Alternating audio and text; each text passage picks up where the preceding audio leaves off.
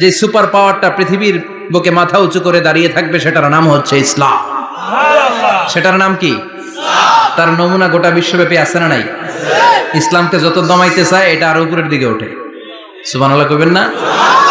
ইসলামের বৈশিষ্ট্য হচ্ছে চারা বীজের মতো। চারা বীজ তো আপনারা চিনবেন, নিমসারের মানুষ। বীজ, ইসলাম হচ্ছে বীজের মতো। ইসলামের শত্রুরা ইসলামকে মাটিতে গেড়ে দিতে চায়, কিন্তু ইসলাম হচ্ছে বীজের মতো, চারা বীজ। চারা বীজ মাটিতে গেড়ে দিলে কি হয়? কথা কন, আরো গজিয়ে ওঠে, মাটি ফেড়ে উপরের দিকে উঠে চিৎকার করে বলেন ঠিক কি না? ইসলাম হচ্ছে টিউবের মতো। টিউব, পুকুরে যারা নতুন সাঁতার কাটতে যায়, ডুবে যাতে মারা না যায়, টিউব নিয়ে সাগরের মধ্যে নামে। এই টিউবকে যত আপনি পানির নিচে ডুবাতে চাইবেন, টিউব আর উপরের দিকে ভেসে ভেসে উঠে। সুবহানাল্লাহ পড়ে। ইসলামরে তো ওরা চিনে নাই। ইসলাম হচ্ছে চারা বীজের মতো। ইসলাম হচ্ছে টায়ারের টিউবের মতো। এটার যতই নিচের দিকে নামাইতে যায়, এটার বৈশিষ্ট্য হচ্ছে এটার ধাক্কা মারলে এটার উপরের দিকে ওঠে। সুবহানাল্লাহ কইবেন না?